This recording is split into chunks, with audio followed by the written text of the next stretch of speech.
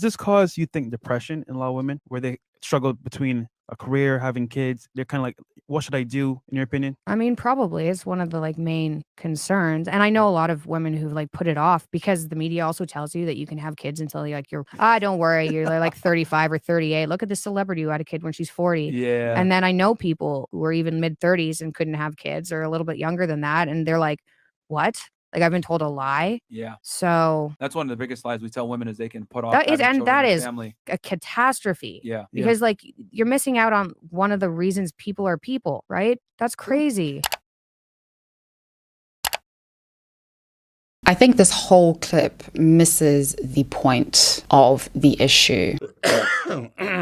I think the important thing that is missed out, completely overlooked in this conversation, is the society in which modern women very generically find themselves in. A society which tells women that they can have, firstly, the best of both worlds, but importantly, within the confines of the institutions and the rules and regulations that are in place now, which in no way make that possibility possible. The West has a very industrial era and therefore a very archaic view of the family unit. And modern societies since the industrial era have been legislated and regulated around this idea of promoting this one type of nuclearized family above all other possibilities and all other realities. And in my opinion, we can see this in the reality around us of if you are rich enough or if you are willing to make major sacrifices, you are not able to get out of the bind of incessantly being almost coerced toward nuclearizing your relationships and your life. I am a single person living alone and I want to own a house one day. The only means of me being able to do this are twofold. Either I make enough money, therefore I am rich and am above the norm and therefore can afford to buy a house on my own. Otherwise, I have to make a sacrifice. The sacrifice being that I have to move into a nuclearized situation. I find a partner, I combine our incomes, and then we buy a house together. So if I prioritize my independence in the way that I, for instance, do now, I therefore have to make that sacrifice. As a single person now, I cannot afford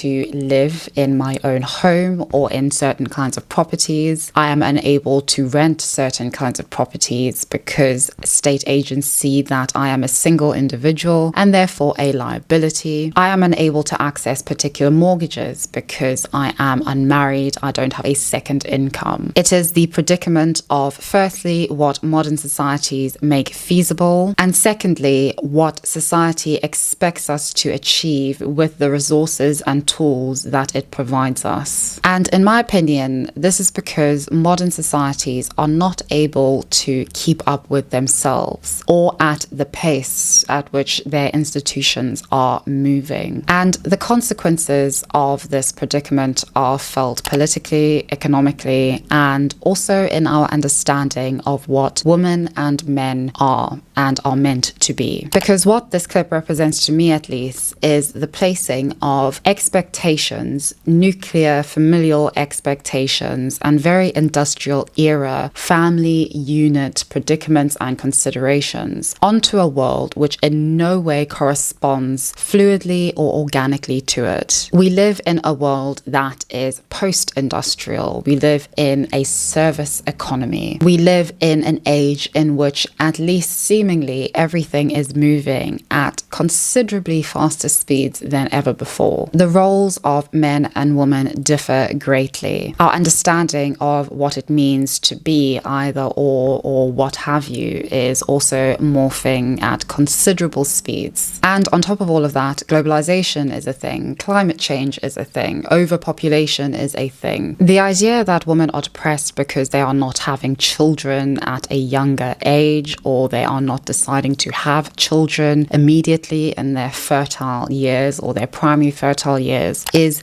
not backed by any credible evidence that I could find. I most definitely have never thought that my depressive episodes are going to be resolved by getting pregnant. And considering the cost of living crisis, which is taking over most of the modern Western world, it is unlikely that adding another mouth to feed is going to in any way benefit making women feel happier and more satisfied with their life and circumstances. But I think what this raises for me is this idea of changing how we conceptualize and conceive families and familial units. I'm doing a video on this, so I won't go into too much detail, but in terms of just having this as a kids clip, I think an important conversation that we need to increasingly be having is revolving around children who are orphans. Currently, the United Nations data on the plight of children estimates that there are at least 153 million children who are orphans. 5.4 million of these children are institutionalized. The question for me is, why is adoption seen as a last resort? Why is fostering or looking after a child that isn't biologically yours still to this day, in this modern age, seen as a last resort? For most people who wish to become parents, the focus is on themselves and their desire to make a family. Couples choose to have birth children. Then rising success rates for fertility treatment and IVF and the growing acceptance of surrogacy seem to offer new possibilities to those who take this route. Adoption is too often a last resort. Meanwhile, there are thousands of children out there already in the world who desperately need secure and loving homes. Modern societies are becoming increasingly more obsessed with individual fertility treatments. And you know what? I completely understand this, and this is not me in any way throwing shade at people who decide to go through this very trying period and time for many a woman and couples. Yet in a world where there are so many problems already, the idea of bringing new life into this world for many young people is becoming a concern. And we can see this, for instance, in voluntary childlessness and the movement around it. And in this whole conversation, I'm not inclined to blame or to pass judgment to individuals, but more so to governments and to regulations in place which make adoption and fostering such a difficult process and such a dangerous one often for children. There really isn't enough investment, enough money, enough time, or in fact enough care in our current conversations and discourse around looking after children that we have not given birth to ourselves. And I think this is a very fruitful time for such a conversation and such concerns to at least become more topical, because we are living in an age where we most definitely have to rethink and re-establish our family units and dynamics. We are in an age where we are increasingly having to think seriously about the climate and about whether the systems which we have in place are actually viable and sustainable. And I think these are the conversations which we need to be having more and more, rather than what this particular conversation with Michaela Peterson and Fresh and Fit represents, which is the seemingly taken for granted notion that people cannot really be considered or spoken about or debated about if they are not in their primary fertile childbearing years, if they are not within the sexual marketplace. The way that these individuals talk about men and women, it is as if there is absolutely no consideration that a modern woman or a modern man is actually, for the vast majority of their life, not within the sexual marketplace. What comes after that? What comes after your children have reached 18 and no longer want to associate with you because you have traumatized them in childhood?